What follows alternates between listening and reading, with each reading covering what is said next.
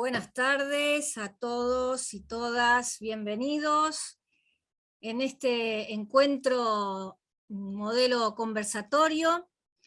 Me honra estar acompañada de dos grandes profesores de nuestra casa de estudios, de la Facultad de Derecho de la Universidad Austral, Mariana Matarolo y Enrique Condorelli. Ambos son profesores de la diplomatura de Gestión de Tributos Locales, que está próxima a empezar, así que quienes aún no hayan recibido información pueden contactarnos. Y acá también el moderador y Julieta Fornec les va a enviar el link para que si quieren más información la puedan tener. Bueno, a ver, ¿qué decirles de Mariana y de Enrique? Los presento brevemente porque creo que va a ser un conversatorio muy jugoso. Ya en la previa estuve deleitándome con lo que venían encima. Así que bueno, Mariana es abogada por la Universidad Nacional de La Plata, especialista en Derecho Tributario por la Universidad de Buenos Aires, auxiliar letrada en la Secretaría de Demandas Originarias y en lo Contencioso Administrativo de la Suprema Corte de Justicia de la Provincia de Buenos Aires, es docente en la asignatura Finanzas Públicas, Finanzas Públicas y Derecho Financiero en la Facultad de Ciencias Jurídicas y Sociales de la Universidad Nacional de La Plata, profesora invitada en la maestría en Derecho Tributario de la Facultad de Derecho de la Universidad Católica Argentina y también de la Facultad de Derecho de la Universidad Austral, que es nuestra casa de estudios. Con anterioridad, Mariana fue relatora y prosecretaria administrativa en el Tribunal Superior de Justicia de Capital Federal y en la Cámara de Apelaciones en lo Contencioso Administrativo y Tributario de esa jurisdicción. También es docente de grado y posgrado en distintas propuestas académicas y universidades de nuestro país.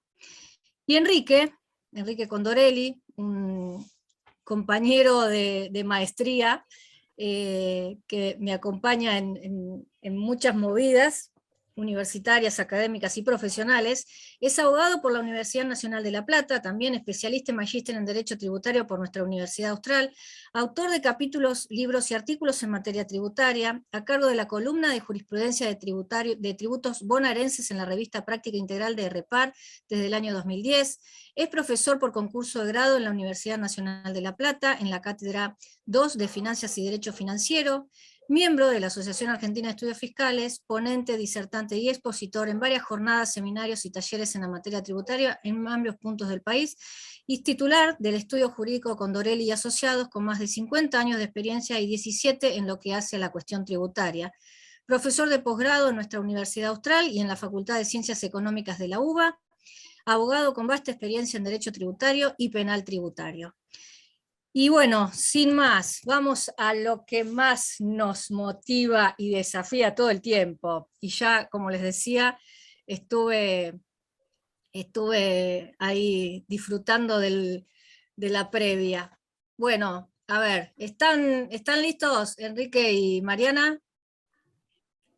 Sí, por supuesto, sí. Sí, claro, Marina, muchas gracias. Bueno, a ver, les propongo empezar por el tema de responsabilidad solidaria. Si se activan ustedes los micrófonos. Bien.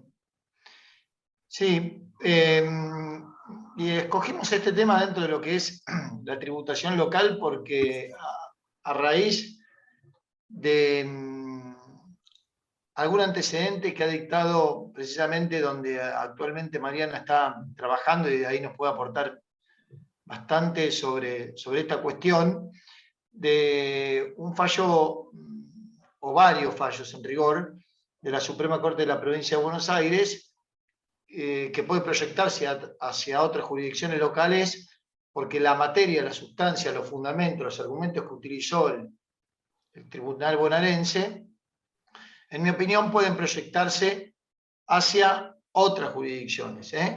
Recordemos que hay una gran distancia entre lo que es la legislación federal y las locales en materia de responsabilidad solidaria. Y a menudo esto provoca en la práctica muchísimos inconvenientes para gerentes de SRL, para directores de sociedades anónimas, porque si te parece bien, Mariana, yo lo que podría comentar brevemente es cómo despliega, cómo se conducen las administraciones tributarias locales respecto de la extensión de solidaridad y su diferenciación con el régimen federal, y vos después por ahí nos podés comentar bien los argumentos, los fundamentos, la sustancia de los cuales terminó la Suprema Corte de la provincia en algunos fallos, dos sobre todo, Toledo uno en un incidente de revisión de un concurso, e Insaurralde del otro en un juicio de un apremio con todo lo que eso significa. Pero lo cierto es que a mí me gusta decir que la responsabilidad solidaria, Marinés y Mariana, Julieta y todos los asistentes, a nivel 11C83 AFIP, dentro del régimen general, la responsabilidad solidaria como tal, por más que se la nomine así, en mi opinión no existe. No hay responsabilidad solidaria a nivel de 11C83. Por más que la misma ley hable de solidaridad, sino que hay una especie de subsidiariedad, es decir, donde el organismo primero tiene que agotar de alguna manera la exigencia, la intimación, el reclamo a alguna sociedad, y luego, ante el incumplimiento de esta, recién ahí nace la posibilidad de exigirle a los directores o gerentes o administradores de algún ente ideal, con sus propios recursos, con su propio patrimonio, la obligación ajena del contribuyente al cual representa o administra. En cambio, en las jurisdicciones locales, y Provincia de Buenos Aires fue una de las primeras en legislar el instituto de esta forma, sí existe la responsabilidad solidaria estricta, aquella que la podemos reconocer o conocer como la cual el acreedor, en este caso el fisco representado a través del órgano que aplica las leyes, el órgano recaudador ARBA, ya esto viene de la vieja época, de cuando la provincia de Buenos Aires tenía la dirección de rentas, puede ir en forma indiscriminada hacia la sociedad o los directores o gerentes, a la vez eligiendo a todos, a uno, por el total de la obligación. No ya está obligada a tener que reclamarle a la sociedad primero y ante el incumplimiento después ir contra el directorio o la gerencia, sino que acá, a nivel local, en la jurisdicción de la provincia de Buenos Aires, se puede ir en forma simultánea contra todos los sujetos. Y esto fue replicado por varias jurisdicciones locales, y lo peor aún, por varios municipios cuando intentan, por ejemplo, cobrar una tasa de seguridad y higiene, que es la más habitual, o cualquier otro tipo de tasa. Es decir, una responsabilidad solidaria plena. En Ciudad de Buenos Aires lo vemos, en Santa Fe también, en Córdoba. No hay una subsidiariedad. Y bueno, recurrentemente, aquellos que estamos habituados a litigar contra los fiscos locales, utilizábamos toda una doctrina enarbolada por la Corte Suprema de Justicia de la Nación sobre la imposibilidad que tenían las jurisdicciones locales de legislar en materia de institutos de fondo, entre los cuales entendíamos que la responsabilidad solidaria formaba parte. Esto lo traíamos de la prescripción, básicamente, de aquel antecedente Martínez y Esquivel, pasando por el múltiple citado Filcrosa, pero por toda la cantidad de fallos que ha dictado el Alto Tribunal en materia de prescripción, y además sobre un artículo fundamental en el derecho tributario, como es la gravitación del derecho civil en el derecho tributario, escrito por José Osvaldo Casás, en donde ahí sí había puesto distintos institutos del derecho de fondo, en donde el derecho tributario, sorriego de invocar la autonomía, intentaba atrapar. Sistemáticamente planteábamos esto y no encontrábamos una respuesta en forma acabada, hasta que, y acá la dejo a Mariana, la Suprema Corte en el año 2021 sacudió al mundo tributario y se despachó con una declaración de inconstitucionalidad de la responsabilidad solidaria. Ya no me quiero meter en los argumentos, pero a partir de este antecedente de la Suprema Corte, empezamos a replicar estos argumentos ya en Córdoba, en Santa Fe, en Ciudad de Buenos Aires, para ver cómo reaccionan, porque sabemos que los tribunales superiores de las jurisdicciones locales siguen lo que ocurre en otras jurisdicciones, se nutren de esa jurisprudencia, y por más que por supuesto no haga doctrina, porque cada provincia y cada juzgado es independiente, lo cierto es que pueden tomar nota y en definitiva aplicarse. Así que nos parecía con Mariana que la responsabilidad solidaria en este conversatorio podía ser un tema interesante, porque va a tener un impacto en las jurisdicciones locales, ¿no? Mariana. Hola, ¿cómo están? A todos los asistentes, muchas gracias. Gracias, Enrique. Sí, claro, creo que sí. Que va a tener impacto y que por eso resulta trascendente, sobre todo porque eh, me parece, va a ser conducto para solucionar más de un problema. Las cuestiones vinculadas a la solidaridad tributaria, las problemáticas no son reducidas. Quiero decir, la solidaridad da de comer a los fiscos locales, es una fuente importante de la que abrevan los recursos de las jurisdicciones locales, y entonces digo, tiene muchísimas manifestaciones, y si bien estos casos que nosotros encontramos como disparadores, que como bien decía Enrique, son la causa Toledo, que tuvo sentencia el 30 de agosto del año pasado, que se replicó inmediatamente después, al día siguiente, en otros dos precedentes, Fisco con Insaurralde, en el marco de un juicio de apremio, y Cazón, en el contexto de un juicio al acto, un proceso de impugnación de un acto de determinación de oficio.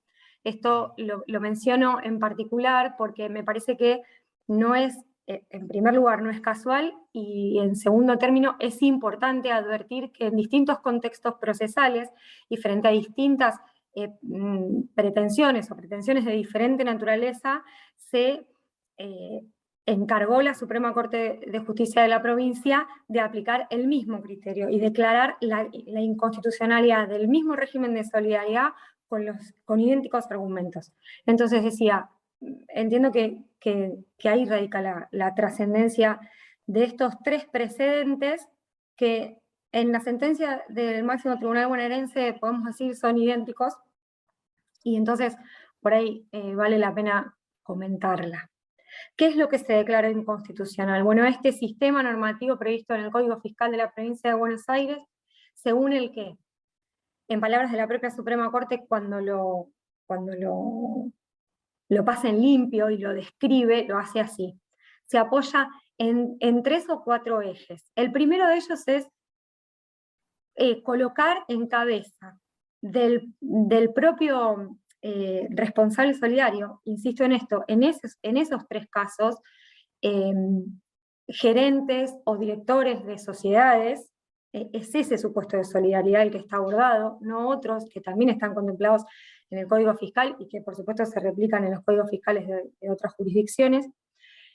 Reposa, decía, en ellos la obligación de acreditar que se han visto colocados en la imposibilidad de cumplir con la obligación que corresponde a la sociedad deudora principal, y que por esa razón están eximidos del alcance de la responsabilidad solidaria que les asigna el Código. Combina esta previsión que en otras lecturas permitió, al contrario de lo que se extrae de este fallo, sostener a algunos autores y a algunos tribunales que en realidad se trataba de la estructuración de un sistema subjetivo de responsabilidad, es decir, la necesidad de que existiera algún modo de atribuir a título de culpa o dolo a esa persona, a quien quiere extenderse la responsabilidad por el pago de una obligación tributaria de la que no resulta contribuyente, por haber sido quien detenta la capacidad contributiva tenida en miras por el legislador al momento de crear el tributo.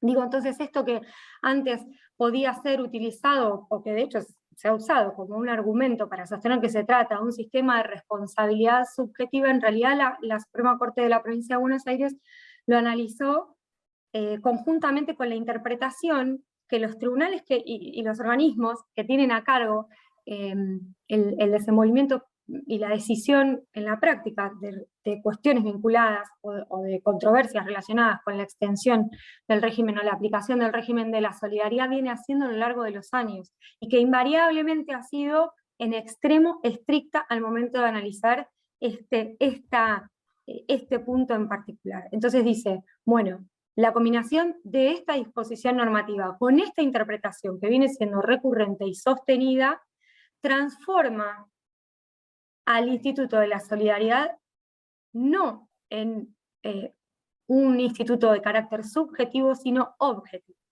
Y combina esto con la segunda de las características que destaca del Instituto de la Solidaridad, que es algo que comentaba Enrique, y es ambos, la solidaridad propiamente dicha, la directa, la posta, es ambos sujetos disponibles con todo su patrimonio directamente para que el acreedor pueda ver satisfecho su crédito.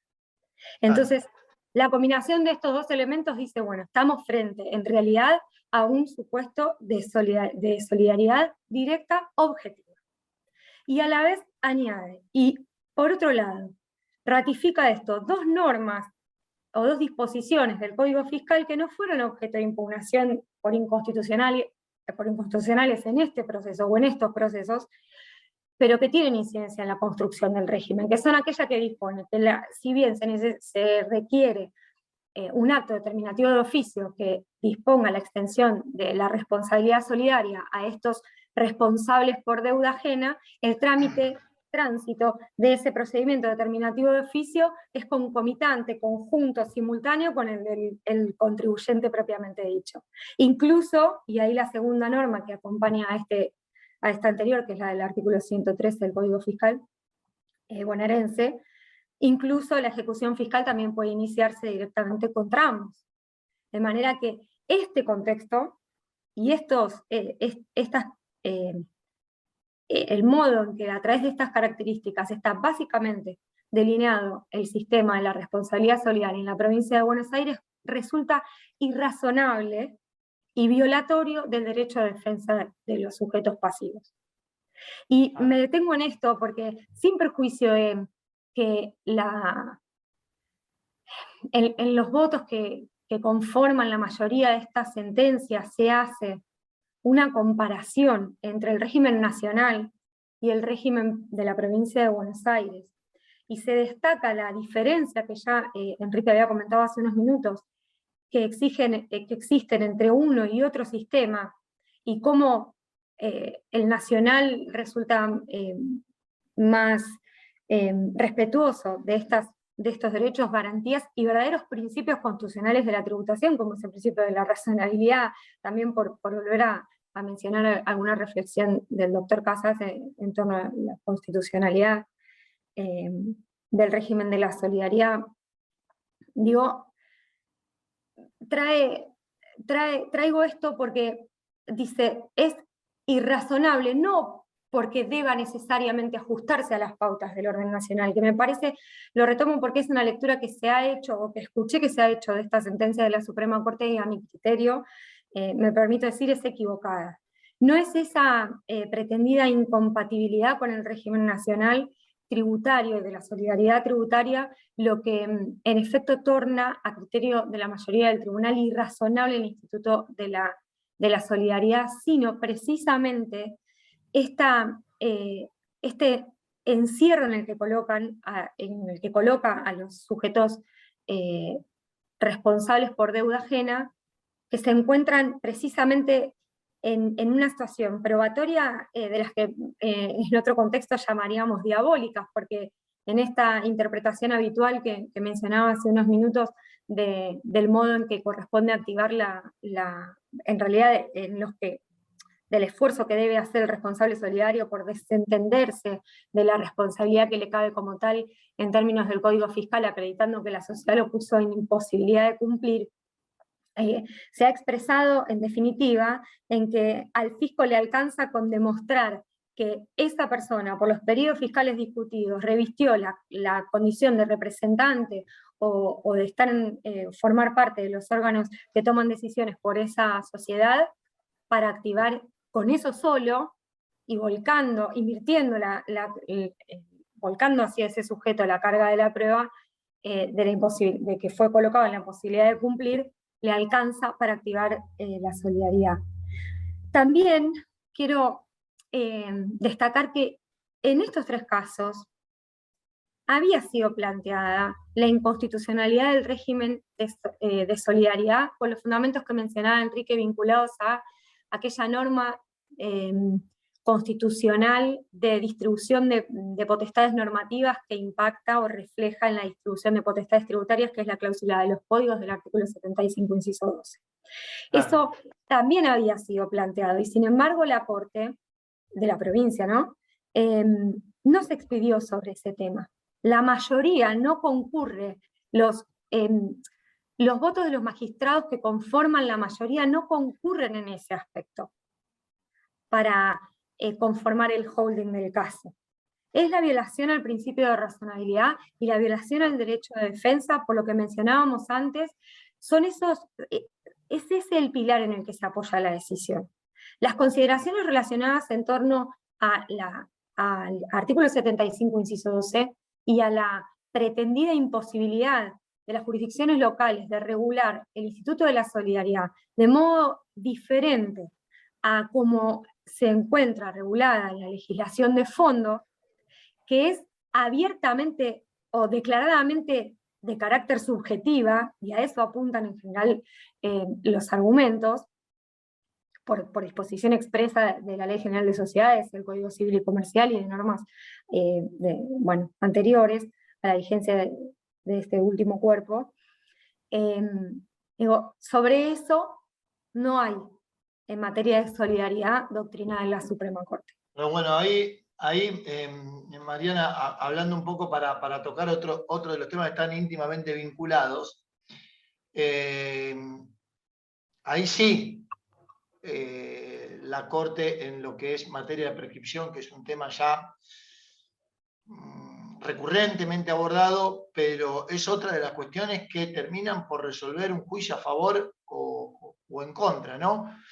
Ya tenemos en la provincia de Buenos Aires replicado hacia otros la cuestión de la responsabilidad solidaria. Estos fallos, uno en el incidente de revisión, Toledo, otro en una pretensión anulatoria, Cazón, y otro en el apremio, Insaurralde, cualquiera de estos elementos procesales, ya el contribuyente o el sujeto o el abogado que va a litigar en el tema o el contador que pueda asistir también a eso, va a poder utilizarlo para lograr un resultado concreto. Y lo mismo ya está pasando hace tiempo y reiterada y sostenidamente ocurre con el tema de la prescripción, ¿no?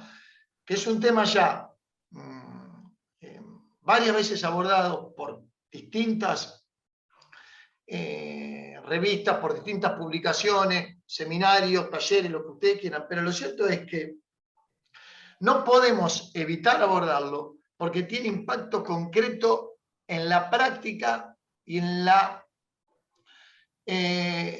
consecuencias diarias tanto del organismo como del contribuyente, ¿no? Y acá me gustaría que des tu punto de vista sobre un tema que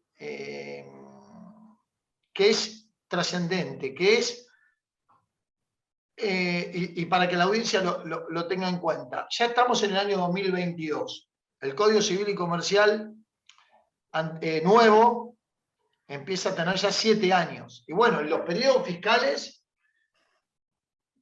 posteriores al 2015 empiezan a aparecer en escena como una discusión que retoma o renueva, si se quiere, el Instituto de la Prescripción. Recuerden ustedes que ya es doctrina de la Corte de la Nación respecto de que las jurisdicciones locales, desde el año 2015 hacia atrás, no se pueden entrometer en materia de prescripción de tributos locales. Cuando decimos tributos locales, decimos impuestos, tasas y contribuciones creados por las provincias y los municipios. Pero ¿qué ocurre? A partir del año 2015, el nuevo Código Civil y Comercial dota a las jurisdicciones locales, a través de 2 cláusulas, 2532 y 2560, de la posibilidad de establecer de que las jurisdicciones locales establezcan el plazo de la prescripción. Ahora bien, una de las cuestiones que me gustaría que vos puedas compartir según tu entender y según la experiencia que tenés, es si las jurisdicciones locales, además de contar con la prerrogativa de legislar el plazo, cuestión que también puede ser tachada de inconstitucional, esto lo regalamos y lo dejamos pasar, pero supongamos que no sea inconstitucional, que el Código Civil le permita a las jurisdicciones locales que puedan legislar. Queríamos ver el tema de la cuestión relativa a las causales de suspensión de la prescripción, no ya de la interrupción, porque la interrupción, si se quiere, prácticamente lo mismo, pero sí la suspensión, y sobre todo de cuándo principia, cuándo el dies acuo, como dicen algunas cámaras, dice el inicio del cómputo de la prescripción, y qué puede ocurrir según lo que vos puedas entender dada tu experiencia. ¿Qué opinas de esto? ¿Cómo lo ves? Bueno, mi experiencia es cercana al estudio y la profundización, y te diría casi la defensa de la tesis llamada ius publicista, ¿no? Mis posibilidades de trabajar sobre eso siempre estuvieron mucho más cercanas a quienes sostenían ese criterio al emitir sus votos. Entonces tal vez peco de tender a abonar esa posición. Entonces, haciendo esa salvedad y haciéndome cargo de mis propios antecedentes, Está bien. Lo primero que me gustaría dejar, me parece que es útil dejar aclarado, es que en lo que respecta a la Suprema Corte de Justicia de la Provincia de Buenos Aires, sí, en su composición actual, las aguas están divididas en las clásicas posiciones iuspublicistas e iusprivatistas, es decir, la que da prevalencia a las normas del derecho local y sostiene que estas cuestiones, puntualmente la suspensión de los plazos de prescripción y el momento a partir del que corresponde su cómputo, son propias del ámbito de las normativas de derecho tributario local y corresponden casi naturalmente al ejercicio de las facultades legislantes de esa esfera de gobierno, de esas esferas de gobierno, porque tanto las provinciales como las municipales, a eso me refiero. Y la clásica que sostiene lo contrario, que adhiere a Filcrosa y a toda esa línea, ¿no?, de jurisprudencia que podemos retomar de la Corte Suprema de Justicia de la Nación. Están empatados 2-2 en este momento.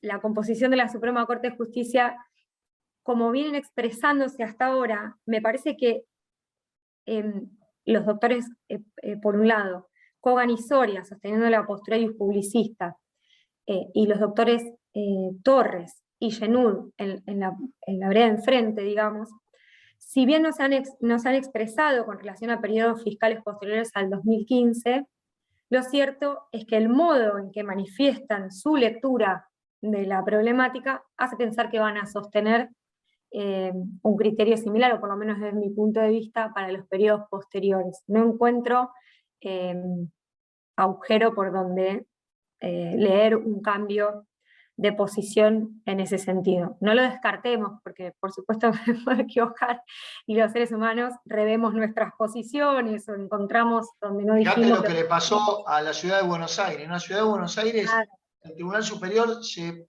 porfió en sostener una teoría que la Corte de la Nación, gobierno de la ciudad de Buenos Aires contra Monza, sobre una cuestión de un coto importante. Al Tribunal Superior de la provincia de Córdoba le pasó lo mismo en varios casos, ¿no? Sobre la cuestión de la prescripción, cuando se quiso avanzar sobre la teoría de publicista, bueno, la Corte ha reaccionado invariablemente. Recuerden que, en principio, el recurso extraordinario federal en materia de prescripción no es admisible como principio. Sin embargo, la Corte, con tal de salvar la teoría que vos nombrás privatista, ha abierto el recurso extraordinario y ha revocado sistemáticamente la sentencia, con lo cual los tribunales superiores... Incluso, Enrique, es en esos casos en los que la propia Corte se refirió se dirigió a los tribunales superiores de las jurisdicciones locales, instándolos a evitar el dictado de una sucesión inacabable de sentencias arbitrarias, por la autoridad que asigna a sus precedentes en esta materia, y como vos bien decís, aún en un área que naturalmente no llegaría por recurso extraordinario a su conocimiento. Y si me permitís, aunque todavía no terminé de responder el paso anterior de nuestra conversación, esto que vos decías al principio también, de la interrelación entre ambos temas, el de la solidaridad y el de la prescripción, en efecto sucede eso, porque Toledo, Casón e Insaurralde son 3 sentencias de la Suprema Corte contra las que se interpusieron sendos recursos extraordinarios federales. Y sin perjuicio de que el artículo, insisto en esto, la discusión vinculada a la cláusula de los códigos no es el eje en el que se apoya la decisión de la mayoría, no es ese el argumento mayoritario. Lo cierto es que está me imagino, supongo, está la tentación de leer en ese fallo algún guiño con relación al 75 inciso 12, porque con anterioridad la Suprema Corte, también en clave de en realidad desestimando un recurso por considerarlo técnicamente insuficiente, dejó viva una sentencia de la Cámara de Apelaciones, si no me equivoco, de La Plata, que en un viejo precedente raso, vos te lo vas a acordar, en el que se de la Cámara Civil de San Isidro, una sucesión, una sucesión, exacto, Francisco Razo, sentencia del 2014 de la Suprema Corte, había quedado viva una sentencia en la que precisamente se declaraba la inconstitucionalidad del régimen de solidaridad por encontrarlo violatorio de las pautas constitucionales de distribución. Y eso prendió como cierta luz de esperanza, y esto que comentábamos de que se hubiesen desarrollado argumentos en la sentencia de Toledo y en las otras con relación al 75 inciso 12 hizo pensar que tal vez tan primo es de la problemática de la prescripción que por el mismo conducto podría esperarse que llegue a la Corte Suprema de Justicia de la Nación. No lo podemos descartar porque esos recursos extraordinarios federales aún no fueron concedidos ni denegados por la Suprema Corte. Tampoco sabemos qué va a pasar en el caso de que sean concedidos si eso sucede cuando lleguen, o qué puede pasar si son denegados y eventualmente se interpone una queja. Bueno, todo eso ya sería hacer futurología jurídica, que no es nuestro objetivo ni corresponde que lo hagamos, pero digo, es una cuestión trascendente cómo llegan a la Corte estas cuestiones y qué hace la Corte, porque está ordenando de alguna manera. Entonces ahí sí retomo, sin perjuicio de mi tendencia al iuspublicismo en esta materia, lo que a mí me parece es que hay que ser muy, muy serios y muy cuidadosos en el recorte en las decisiones que recortan autonomía de las provincias, por el contexto, para no alimentar falsas expectativas, por el contexto en el que se da con relación a otras decisiones de la Corte Suprema de Justicia de la Nación en torno a la tributación local, que tienden en general a favorecerla, evidentemente. Y también por esto que vos mencionabas, estoy retomando esto de si la suspensión o el dies aquo para el cómputo de la prescripción estaría amparado o no, podría ser o no regulado por las provincias en periodos posteriores al 2015 o a partir de la vigencia del nuevo código. Yo sería muy cuidadosa. Primero porque el fundamento o el apoyo normativo, eso es una norma ya susceptible de críticas con relación a su constitucionalidad. Ya. Entonces, aunque lo regalemos, empezaríamos un tanto rengos en el análisis. Luego, esa norma refiere solo al plazo de prescripción. Y también es doctrina de la Corte, particularmente en materia tributaria, que debemos atenernos a lo que las normas dicen y no a lo que parecen decir o a lo que se nos ocurre que quisieron decir. Dice lo que dice, y más una norma que tal vez constitucionalmente sea objetable. Entonces, no por insisto en esto, no por tendencia publicista, sino para tratar de ser lo más realista posible en el análisis y pensar, bueno, ¿qué podrá llegar a decir la Corte? Y viene diciendo que es muy cierto que la Corte de la Nación, digo, que viene sosteniendo el mismo criterio de Filcrosa y esta preeminencia del Código Civil respecto de estas cuestiones vinculadas a las modalidades del plazo, si se quiere, o otros institutos relacionados al plazo de la prescripción, y viene ordenando la aplicación del Código Civil y Comercial. Pero yo no desestimaría en jurisdicciones locales la insistencia en posiciones que aún no siendo férreamente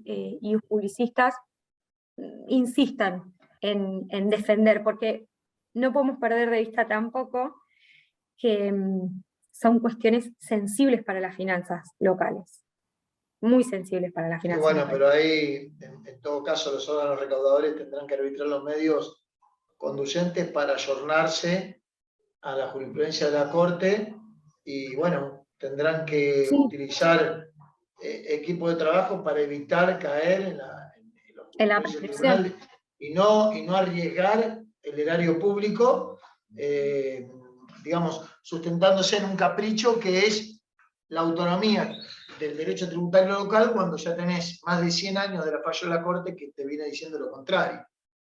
Entonces, Sí.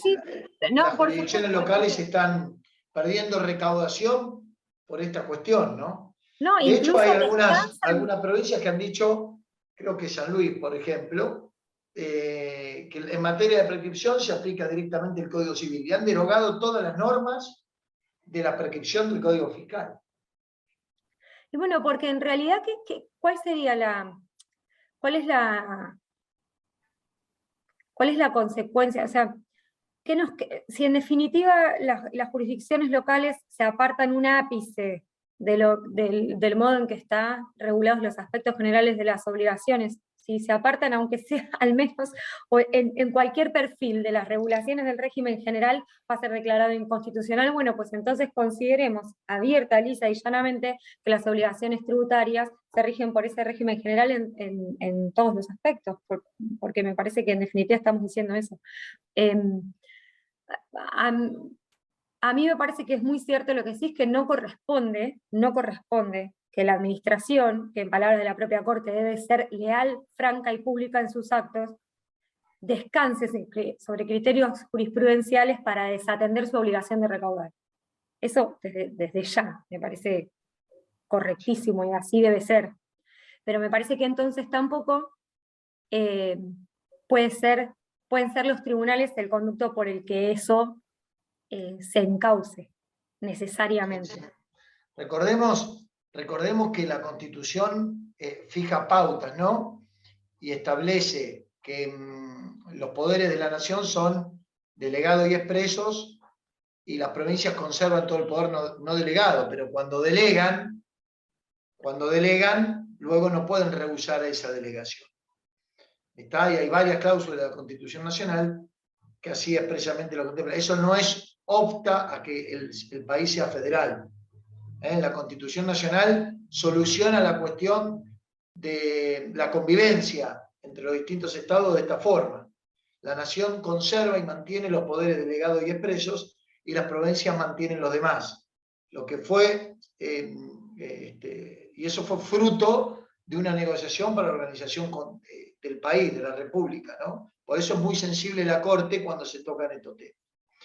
Bien. Incluso, perdón, Enrique, esto también nos permite hacer un puente con otra cuestión de tributación local que habíamos pensado como de útil referencia en este encuentro, que es la vinculada a la tasa de inspección de seguridad e higiene y la necesidad de la prestación efectiva del servicio para poder justificar y legitimar el cobro de esa tasa, porque esta distribución constitucional de potestades que vos estás mencionando, entre las tributarias, está acompañada de un conjunto de otras herramientas que, si bien no están insertas en el texto de la Constitución Nacional, también impactan en particular en el alcance y en la delimitación de la potestad tributaria de los municipios, que son los sujetos creadores de la tasa de inspección por seguridad e higiene por excelencia, porque precisamente la seguridad y la higiene de los espacios donde se desarrollan actividades dentro de los ejidos municipales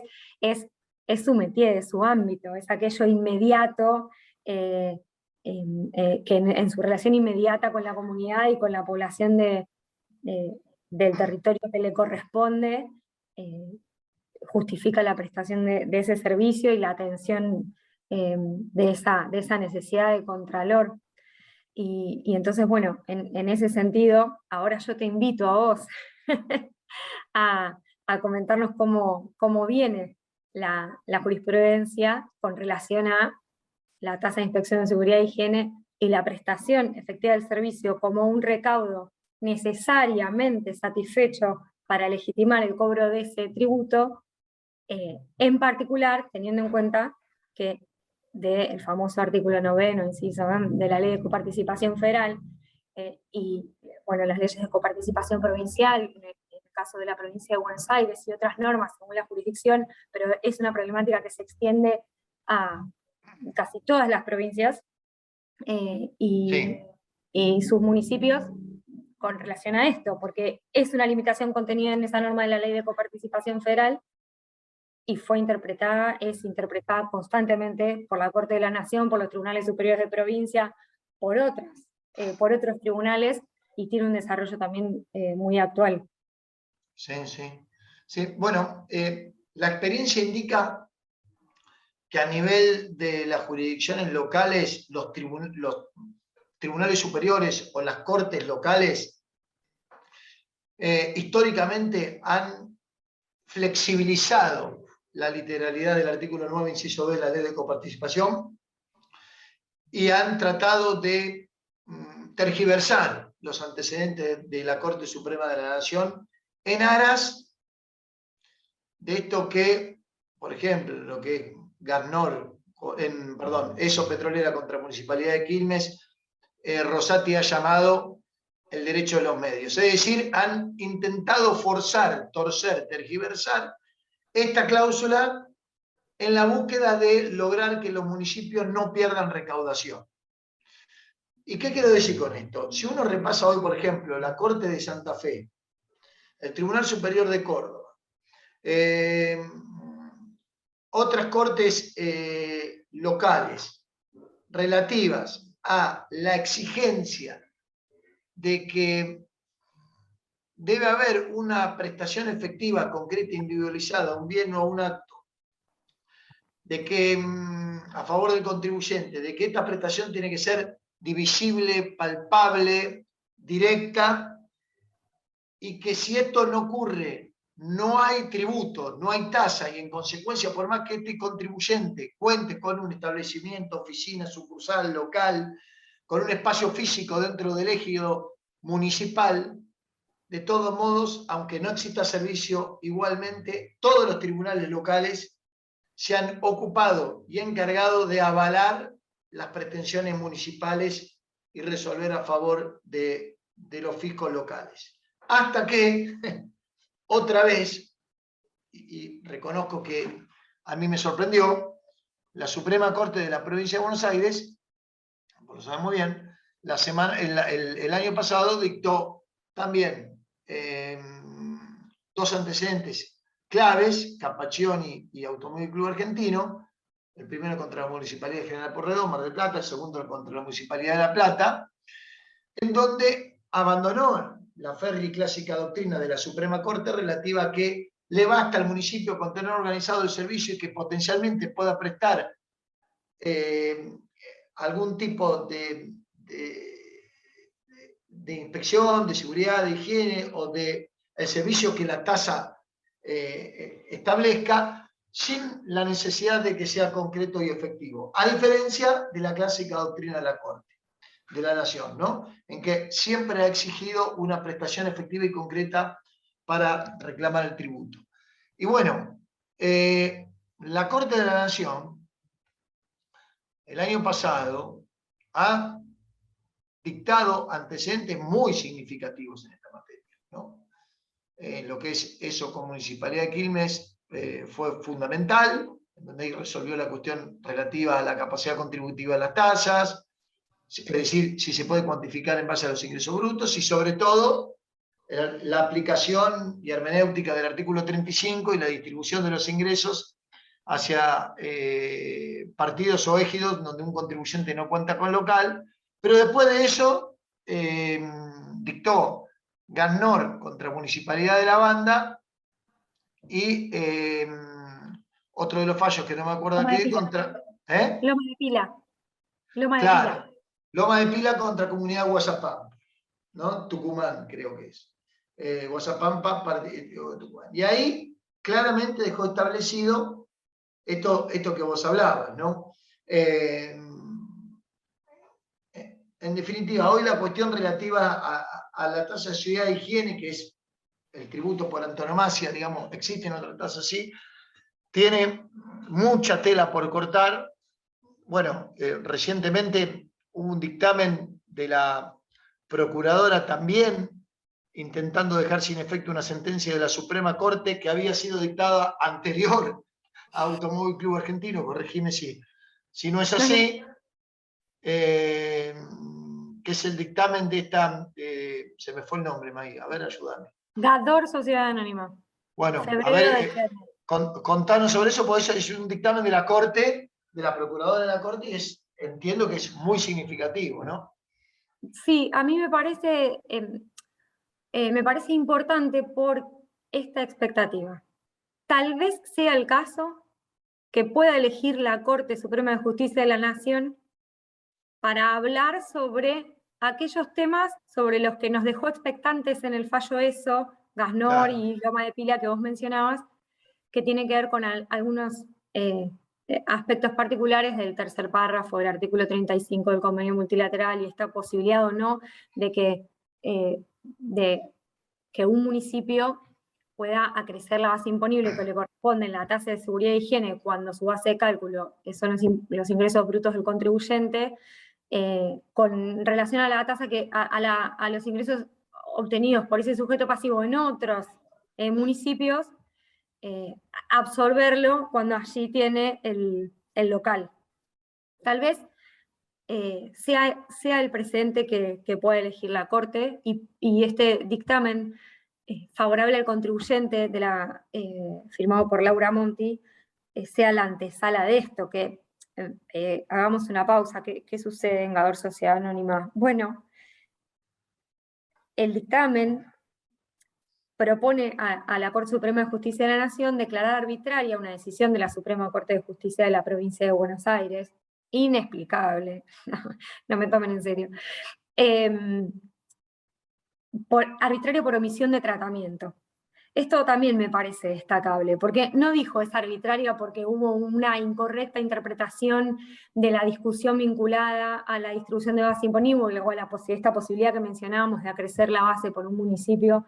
La interpretación que dio el Tribunal Superior Local es incorrecta, es equivocada, se contradice con los precedentes de la Corte, de la Nación, o no se ajusta a nuestra doctrina y por eso lo devolvemos. Dijo o entiende que es arbitraria por omisión de tratamiento. Eso no es lo mismo. Aclaremos que en el camino en el sostén de los agravios, quedó el planteo, quedó fuera del REF, del recurso extraordinario federal, los planteos del contribuyente vinculados a la falta de prestación efectiva del servicio, de manera que eso, por conducto de este proceso en particular, de esta causa en particular, si bien pudo llegar a ser, no va a resultar en un caso en el que la Corte de la Nación pueda expedirse sobre esa cuestión, pero sí sobre esta distribución de la base en los términos y la interpretación del 35 tercer párrafo. Y entonces, en definitiva, aunque no propone ninguna decisión vinculada al fondo del asunto y se limita a indicar que la sentencia es arbitraria por no haber abordado en particular esos argumentos defensivos del contribuyente, lo cierto es que sí pueden leerse algunos guiños en ese dictamen, en los que de algún modo se recuerda jurisprudencia de la Corte Suprema de Justicia de la Nación, en las que esa posibilidad se vería seriamente afectada, digamos. De todos modos, la sentencia de la Corte Suprema de Justicia de la Nación todavía no la tenemos, no sabemos qué va a pasar por eso. El Instituto de la Arbitrariedad como canal de acceso a la revisión por parte de la Corte Suprema de Justicia de la Nación suele ser angosto, aunque con un dictamen en este sentido previo, bueno, toda la expectativa está puesta en que sea, ¿no?, se ponga a trabajar en el asunto y vea el caso concreto, y por supuesto decida con el alcance propio de un caso concreto. Y a esto que estamos comentando me parecía interesante agregar, si me permitís, Enrique, que también en el orden o en el ámbito de la justicia federal se están dando una serie de decisiones que resultan favorables al contribuyente, no ya tal vez en el contexto de una tasa por inspección de seguridad e higiene estrictamente la clásica, la que todos conocemos, sino otros tributos que de todos modos son bastante parecidos o resultan análogos en el sentido de que suponen, al menos en la definición normativa de la hipótesis de incidencia tributaria, una actividad estatal que en principio ha de estar vinculada concreta y directa y efectivamente con el obligado al pago. Hablo concretamente de 2 o 3 antecedentes de distintas cámaras federales, la de San Martín, la de Comodoro Rivadavia y la Cámara Federal de Tucumán. Las dos primeras concediendo, estoy hablando de sentencias del último año, concediendo medidas cautelares a favor del contribuyente, entendiendo que resultaba verosímil el derecho a resistir esa pretensión fiscal porque no había acreditado el fisco en el contexto larval, como suele decirse del ámbito judicial, que supone el análisis de una pretensión cautelar, que sí hubiese existido esa la prestación de ese servicio. Lo mismo la Cámara Federal de Comodoro Rivadavia, que así detuvo el avance de la pretensión fiscal del municipio de Puerto Madryn, en lo que en los medios masivos de comunicación se conoció como el impuesto al viento, y les debe sonar a más de uno. Tengamos en cuenta que, hablo de la justicia federal porque son casos, en el caso de esta jurisprudencia que les menciono de la Cámara Federal de San Martín, se trataba de una cuestión vinculada a las telecomunicaciones, lo que justifica, la actividad involucrada eran las telecomunicaciones, entonces eso justificaba esa competencia. En el segundo caso de los parques eólicos y la generación de energía a partir del viento, precisamente, de ahí esta caracterización como el impuesto al viento, y viene tendiéndose hacia una lectura que exige y que refuerza, porque esto de que está en instancia cautelar a mí no me parece menor, lo que ya dijo la Corte hace muchos años, la sentencia, siempre confundo si es del 2012 o del 2013, de la Corte Suprema de Justicia de la Nación en la causa Quilpe, en la que el máximo tribunal federal dijo, bueno, corresponde a quien está en mejores condiciones de probar que la prestación de ese servicio efectivamente se realizó, acreditar ese extremo. Y bueno, y es la propia administración la que tenga a cargo el desarrollo de esa actividad justificante, ¿no? Criterio que viene siendo recogido por algunos tribunales superiores, en particular la Suprema Corte de Justicia de la Provincia de Buenos Aires lo hace en ACA, ese caso que comentabas, Enrique, y también en Capacchioni.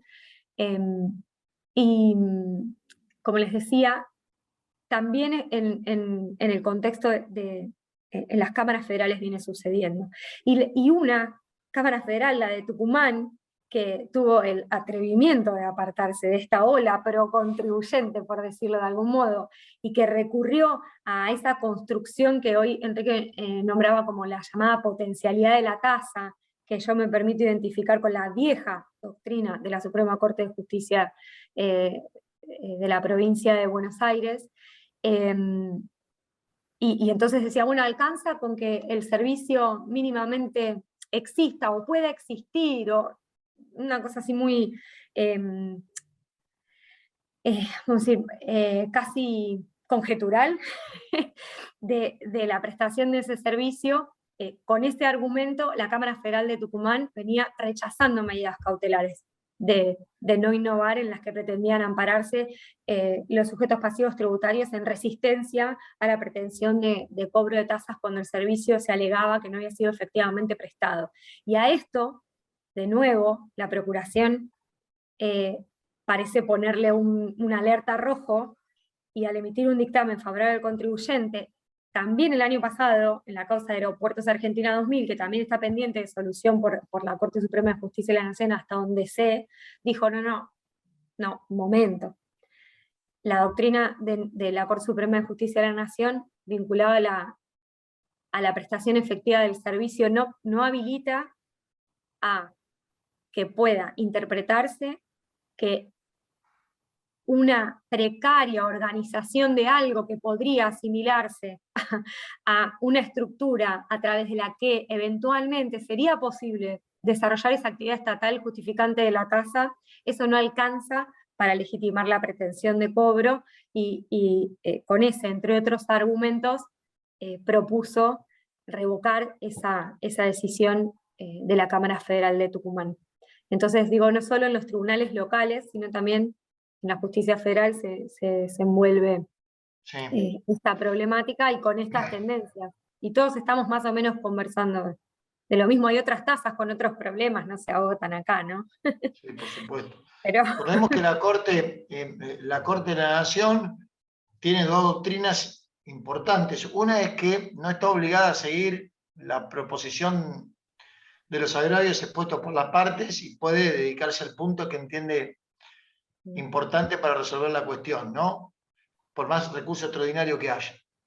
Y segundo, que cuando ha pasado un tiempo prudencial, como ocurrió en esta causa de la Suprema Corte, por más que la sentencia sea arbitraria, eso provocaría la anulación de la decisión para mandar de vuelta al tribunal que emite un nuevo pronunciamiento, y eso acarrearía un tiempo que afectaría el derecho constitucional a obtener una decisión fundada en un plazo razonable, que es una de las garantías fundamentales para la Corte. Y de hecho, entonces lo que ha hecho la Corte, utilizando estos dos adagios, es fallar sobre el fondo con independencia de que la sentencia sea arbitraria y prescindiendo de los puntos propuestos por las partes. Eso es lo que esperemos que haga en el dictamen que acaba de mencionar Mariana, porque sería fundamental para el tema de las tasas. Y finalmente, no sé, Marinés, si vamos a las preguntas o abordamos muy rápidamente lo que es el último de los temas que teníamos, pero el tiempo nos quedó agotado. Sí, la verdad que nos quedamos siempre con ganas de debatir más sobre estos temas que ustedes proponen siempre. Hay dos preguntas, pero a mí me gustaría que toques el último punto que habíamos propuesto, aunque sea breve. Sí, el pago previo. Sí, dale. O el solver repet. Exactamente. Bueno, yo puedo hacer una introducción para que Mariana aborde algunas cuestiones importantes también de la Suprema Corte que pueden proyectarse hacia otras jurisdicciones, si le parece. Lo cierto es que si hay algo que coarta, y esto luego de 20 años voy a cumplir litigando contra el Estado, y hoy puedo decir que hay dos cuestiones que coartan sensiblemente el derecho de defensa de los contribuyentes real. El peor de todos es el embargo en las cuentas bancarias. No hay peor daño para un contribuyente que estar embargado en una cuenta bancaria, con cierta actividad, ¿no? No estamos hablando de contribuyentes insolventes, estamos hablando de empresas que a menudo litigan con el fisco local, y cuando sabe el fisco local que puede chocar contra toda esta jurisprudencia que hemos reseñado, o cuestiones de fondo en el cual el organismo está en graves complicaciones de perder el pleito, agotada la vía administrativa, asoman siempre dos consecuencias ineludibles. La primera, la posibilidad del fisco de ejecutar un acto administrativo que no está firme, que la vía administrativa quedó agotada, y que ejecutado pide un embargo al juez de la ejecución y se acabó el tema, porque un embargo en una cuenta bancaria o en una empresa es irresistible, no se puede sostener. Y el otro, el solver repet, el pago previo. Es decir, la figura, en mi opinión no tengo dudas, procesal, que imponen la obligación de pagar la suma debatida cuando queda agotada la vía administrativa y poder ventilar eso en sede judicial. El fundamento, el espíritu de este instituto es que lograr que el Estado perciba regularmente la recaudación o los tributos que el contribuyente estaría obligado a sufragar. Pero claro, la Corte, en mi opinión, solapadamente ha abandonado, esto me hago cargo de lo que opino, el fundamento del espíritu del pago previo, que, insisto, a mi juicio, no es que el Estado recaude regular y ordinariamente los tributos pasibles de ser recaudados. Primero, porque hay un acto administrativo que está siendo objeto de debate, de discusión. Hay que ver si el fisco tiene derecho a cobrar ese tributo o no. Y segundo, porque la Corte ha dicho que el solver repete exige para evitar que el contribuyente sea insolvente durante el trámite del proceso.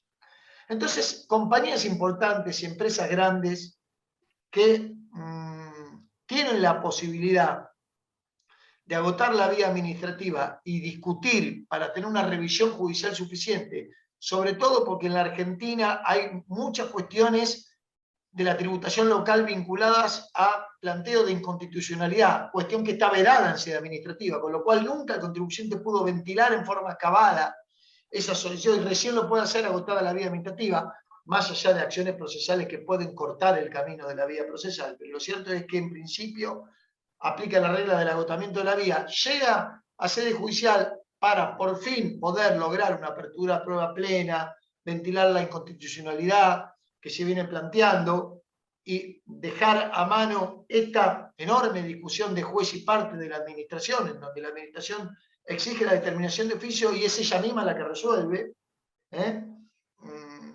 Recién ahí aplican el solver repete. Entonces, la Corte, yo creo que en base a esto ha abandonado la vieja teoría respecto de que del fundamento y ha pasado a permitirle que un contribuyente pueda sustituir con una garantía el pago previo. Y así ha echado mano a varios fallos, ¿no?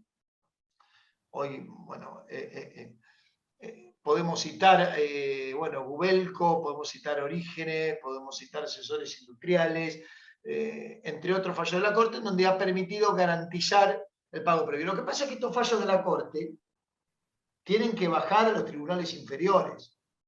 ¿Está? Entonces vos tenés Ciudad de Buenos Aires, no existe el solver repete, o existe el solver repete invertido. La Ciudad de Buenos Aires tendría que probar que el contribuyente se puede insolventar para pedirle al juez que le obligue a pagar. Eso nunca existió en un caso ni va a existir. Con lo cual el solver repete en la ciudad no existe.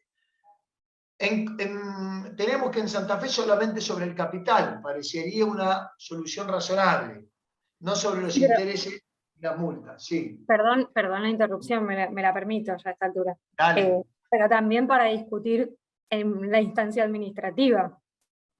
Bueno, la Municipalidad de San Isidro, por ejemplo, cuando emite un acto administrativo contra esa determinación de oficio se puede interponer un recurso de reconciliación, pero rige el solver repete administrativo, aspecto que la Cámara Contenciosa de San Martín declaró inconstitucional, y creo que la Suprema Corte también, en una cuestión relativa a la provincia de Buenos Aires, sobre cuestiones de pesca, y sobre, en este caso era multa, encima una multa administrativa, que había que pagarla para discutirla, y la Corte de la provincia la declaró inconstitucional. La causa Herrera, sentencia del 2012. Ahí va.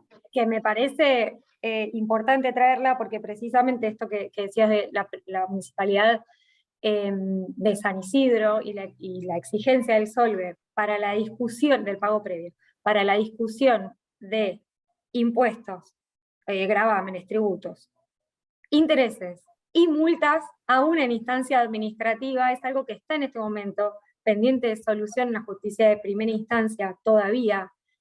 Hay planteos en primera instancia para resistir. Este criterio de la Cámara de San Martín no fue unánimemente ni receptado hasta donde yo sé, por los tribunales de primera instancia, ni tampoco se sometió a ese criterio el fisco municipal, diciendo fui malo, eso no pasó. Entonces hay que construir, bueno, qué expectativa tenemos y de qué doctrina podemos alimentarnos para sostener la inconstitucionalidad del pago previo en materia de multas cuando la Corte de la Nación con un criterio replicado por la Corte de la Provincia, la Suprema Corte de la Provincia de Buenos Aires, viene sosteniendo que per se esa regla aún aplicada, o ese recaudo, o esa exigencia para la admisibilidad de la discusión en instancia judicial, aún en materia de multas, no es inconstitucional per se, ¿no? Su sola existencia. Y este caso que vos mencionas, vinculado a una multa aplicada por la autoridad pesquera, que no era de naturaleza tributaria, es el caso Herrera, podría ser uno de los que colabore en la construcción de una defensa y de una solución favorable al contribuyente en ese sentido. De todas maneras... Lo que pasa, hay un tema que es importante, que es la convivencia del agotamiento de la vida administrativa del solo repente y el juicio apremio. Porque en Córdoba, por ejemplo, el Código Fiscal, el Código Contencioso te dice, usted puede, ya la ley puede ofrecer como garantía, ¿no? Pero paralelamente ejecutan y embargan una cuenta. Entonces, ¿con qué fin? De hecho, el embargo en cuenta y el solve repet son anverso y reverso de la misma moneda, que es lo que los jueces, me atrevo a suplicar, deberían ponderar en forma, o sea, no puede estar el solve repet por un lado y por el otro lado un embargo. Esta anverso y reverso de la misma moneda es solve repet y embargo en cuenta. Esto es fundamental. De hecho, en Córdoba, esto que mencionás es tan así que es del año pasado, mediados del año pasado, superado, junio del año pasado, que la Cámara de Apelaciones de la provincia de Córdoba tuvo que salir a detener la pretensión del fisco que había iniciado una ejecución fiscal por una obligación que ya había sido objeto asegurada, digamos, con el ofrecimiento de un seguro de caución para sustituir el solve. Había pasado eso, había logrado el contribuyente la sustitución del pago previo, la admisión de la sustitución del pago previo para poder discutir en instancia judicial por un seguro de caución, y paralelamente al tiempo le iniciaron la ejecución fiscal, y un juzgado de primera instancia le había dicho, esto camina. Sí, bueno, eso ocurre siempre. Al contrario, lo que vos decís es una excepción. Que una Cámara dicte una cautelar para que no ejecuten o no embargo gozo es la excepción prácticamente que no existe, y hoy porque todavía están los resabios de la pandemia y muchas jurisdicciones locales no quieren embargar, pero ya Ciudad de Buenos Aires empezó a embargar, ni hablar los municipios empezaron a embargar, y bueno, a esto referimos, ¿no? Si te parece, para cerrar, pero es solo una propuesta, hay un puente, un nuevo puente entre los temas que trajimos hoy, que es el pago previo y la solidaridad.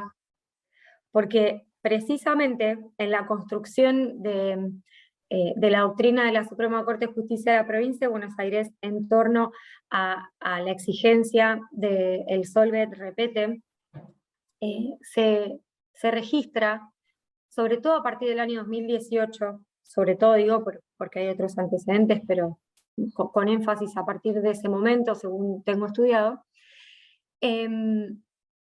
ha atemperado o ha considerado que correspondía flexibilizar el cumplimiento, la exigencia del cumplimiento de ese recaudo, cuando lo que está en discusión era la constitucionalidad del régimen de solidaridad. Esto lo repitió en más de un precedente. Fittipaldi, sentencia del 2019, no me quiero equivocar, y cruzar los Curban, sentencia de 2019 también, todas estas por poquito anteriores a aquella en la que finalmente se declaró la inconstitucionalidad del régimen de solidaridad, pero en particular en esos precedentes en los que lo que se está decidiendo era si correspondía o no la exhibición del pago previo o la sustitución del pago previo por algún medio de garantía de que el contribuyente iba a poder mantenerse en condiciones de satisfacer la pretensión fiscal terminado el proceso judicial. En el contexto de esas decisiones, en particular decía en el voto del doctor Soria, se da cuenta de la trascendencia del análisis de la cuestión concretamente debatida en el expediente. Es decir, no solo la concreta situación económica de quien pretende habilitar la instancia judicial, que es un parámetro, ya podemos decir, clásicamente sostenido por la Corte Suprema de Justicia de la Nación y también por los tribunales inferiores, atender cuál es la discusión concretamente. Y en su voto en esas causas destaca que se encuentra en discusión una cuestión vinculada a la solidaridad tributaria, es decir, se está pretendiendo traer a sostener el peso de una carga tributaria a quien no fue directamente señalado por el legislador para hacerlo, sino que está convocado a coadyuvar en la actividad recaudatoria, y eso no lo podemos perder de vista. Esa consideración se hace, y me parece importante porque entonces, bueno, vemos que si combinamos la situación particular del contribuyente con todas las posibilidades de sustitución que venimos registrando en todos los tribunales superiores, en el Tribunal Superior de Salta en particular, el Tribunal Superior de Jujuy también lo hizo, en Mendoza, la admisión también en la provincia de Buenos Aires de la sustitución no solo por seguros de caución, sino incluso por garantías reales del pago previo. Bueno, entonces vamos construyendo que eso, más el objeto de la defensa del contribuyente, el planteo, qué es lo que pretende llevarse a discusión, la trascendencia de ese planteo también, porque en estos precedentes que les mencionaba de la Suprema Corte, en particular en el voto del doctor Soria, se dice, son numerosos los casos que se encuentran radicados en nuestro tribunal en los que la cuestión de la constitucionalidad de la solidaridad es discutida. Entonces eso da cuenta de la valoración del carácter, si se quiere, transversal, de la importancia de la discusión casi por fuera del caso concreto, les diría, ¿no? Como para dimensionar que hay varias cosas que pueden proponerse al tribunal para ser analizadas e ir flexibilizando la exigencia del pago previo. Bueno, la permeabilidad de los tribunales a esos planteos no la vamos a decidir nosotros en este conversatorio, pero la posibilidad está y son herramientas, me parece, a tener en cuenta. Muy bueno, qué lindo intercambio, muy bueno, la verdad me encantó. Y ahora tenemos dos preguntas, estamos repasados, pero la verdad que los colegas que nos acompañan de todo el país, más de 250 inscriptos hubo, y bueno, son temas que siempre nos trascienden. Desde muchos años venimos lidiando con estos temas y siempre hay algo que nos puede mostrar un camino o una vía para mejor interponer. Así que bueno, acá están dos grandes que, si bien están en distintas funciones, como diríamos, en las veredas encontradas, pero siempre con ese valor de escucharse como profesionales tan valorados por todos. Así que les agradezco, Quique y Mariana, por habernos acompañado. Muchos de los profesionales que nos acompañaron podrían estar acá a la par de ustedes. La verdad que les agradezco porque vi unos nombres que la verdad me llamaron la atención, y les agradezco habernos acompañado desde todo el país, de Neuquén, de Catamarca, de San Luis, de Formosa, bueno, de todos lados. No quiero dejar de mencionar a todos, pero les agradezco. Bueno, y a ver, ¿les parece? Hay dos preguntitas en el chat de preguntas y respuestas. Si las leen y las quieren responder, así ya cerramos. Acá dice, ¿a quién le corresponde probar la prestación del servicio o la no postergación o no prestación? Jorge Arco. Bueno, esto ya Mariana lo mencionó, creo, la Corte lo ha resuelto, de la Nación, primero en Quilpe y después lo repitió y lo reiteró claramente en Gasnor. Y la Suprema Corte también, en estos antecedentes que mencionó Mariana, acerca de Automóvil Club Argentino y Capacchioni, en donde todos han dicho que rige lo que es este principio de la carga dinámica de la prueba, y en consecuencia es el municipio quien está en mejores condiciones de probarlo, y al contribuyente le bastaría con negar que recibió el servicio, trasladando la carga de la prueba en cabeza del municipio, y sería este quien en consecuencia tendría la carga de probarlo, ¿no? Enrique, perdóname, ¿hay algo que se puede aportar en relación a la jurisprudencia de la Suprema Corte de Justicia de la Provincia de Buenos Aires, el caso ACA y sus réplicas? Y es que solo el doctor Genud, en un voto particular, cita el caso Quilpe de la Corte Suprema de Justicia de la Nación para dar respaldo a este temperamento de exigir al municipio la prueba de la prestación efectiva del servicio. No quiero decir con esto que los otros jueces que convocan a conformar la mayoría en la sentencia de ACA sostengan lo contrario. Lo que digo es que recurrieron a otro argumento, que es la cita, o a otra construcción, que es a partir de la cita de la anterior doctrina de la Suprema Corte, lo que sostienen más concretamente es que esa posición, o esa mejor posición para aprobar la prestación del servicio en la que se encuentra, en ese caso, el municipio de La Plata, se explica en la obligación que tiene la administración de llevar adecuado registro de su actividad administrativa y plasmarla en expedientes, ahora diríamos virtuales o como podamos, o como sean o como deban ser, que a su vez están a su resguardo, que tiene la obligación de resguardar y de mantener en adecuadas condiciones y disponibles. Eso me parece un matiz, porque me parece que hay que atenderlo, porque es a eso, en ese punto se distinguen los votos que conforman la mayoría en ACA, y solo uno de los jueces que actualmente conforman la Suprema Corte refirió directamente al precedente de la Corte Suprema de Justicia de la Nación que mencionábamos en Quilpe. El resto no. Y esto me parece que precisamente lo que deja fuera es la directa aplicación de lo que se conoce como la teoría de la carga dinámica de la prueba. No digo que en efecto no esté sucediendo una distribución dinámica del peso de probar, pero por otro, me parece por otro canal. Y por ahí vale la pena mencionarlo para no provocar tropezones ni errores. En otro dice acá, ¿cuál sería el medio para reclamar por servicios no prestados o mal prestados por un municipio? Pero sí cobraron la tasa que además de ser un análisis se actualiza automáticamente. Cabe aclarar que los servicios no mejoran con el aumento de recursos de repetición. Bueno, si se pagó la tasa y no se recibió ningún servicio a cambio, podría intentarse una demanda de repetición, sí. Y recordemos que la Corte, en materia de onerosidad de la tasa, ha exigido que hay que acreditar la afectación a la capacidad contributiva. No basta con que sea la actualización automática un agravio por sí mismo.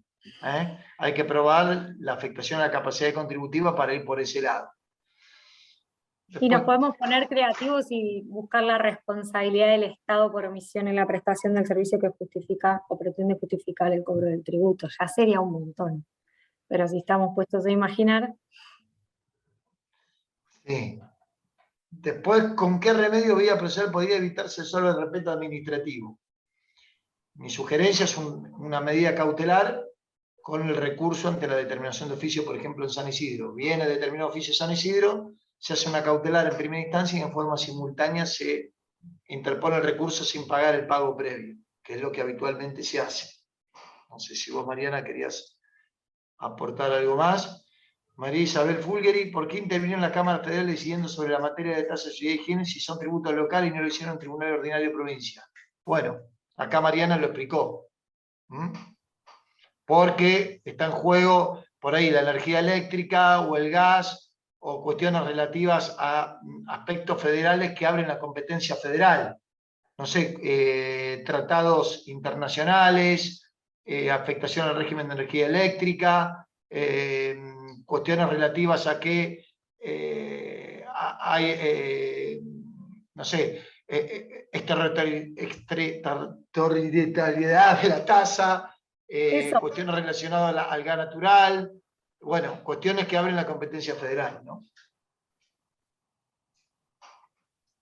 Sí, May.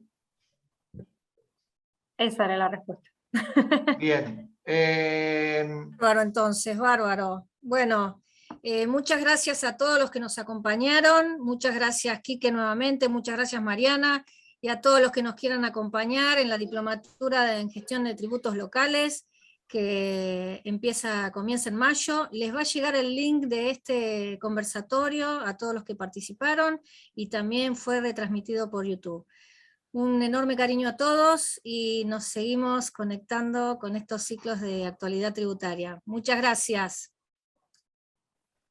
Gracias Mariana, gracias Marinés. Muchas gracias. Saludos a todos. Gracias. Gracias. Gracias a todos y a todas.